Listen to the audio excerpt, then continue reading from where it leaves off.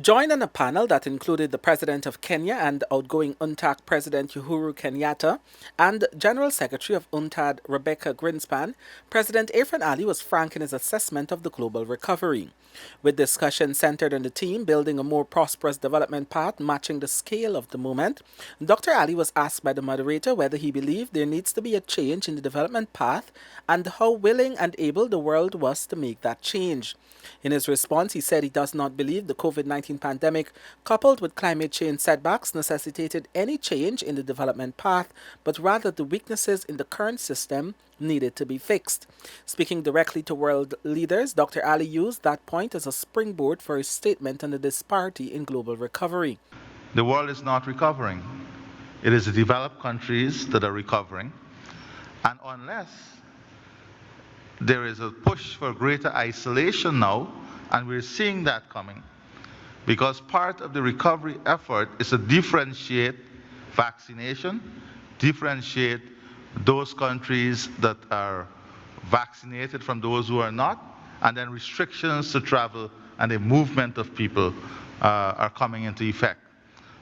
Dr. Ali told the gathering, receiving loud applause in the process, that the pandemic's singular most important lesson is that the world is interconnected, but berated the insulated and isolated policies being imposed by the developed countries. This message must be clear. We were not asking for handouts.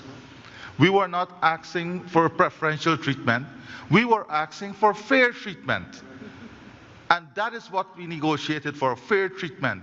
And we were not granted fair treatment. That is the bottom line. We were left on the back burner, and we continue to be left there. He rejected claims by developed countries that they were well on their way to recovery, noting that such a claim would be false when the developing countries are still facing low vaccination rates. But he also believes that the issues are far beyond vaccination and it has become an economic and social problem, pointing to the significant loss of revenue by tourism-dependent Caribbean countries, some of which are also rebuilding from natural disasters experienced during the pandemic. So climate change is the other issue. We hear a lot of talk about new commitment. But President Kenyatta raised the perfect question. Don't tell us about new commitment now. How are we going to honor the old commitment? When are we going to honor the old commitment? When are we going to be true to that commitment that was made? The president also believes that the institutions tasked with multilateralism seem to be failing. Dr. Ali also observed that there is a lot of talk about a new commitment, but said old commitments must be honored first.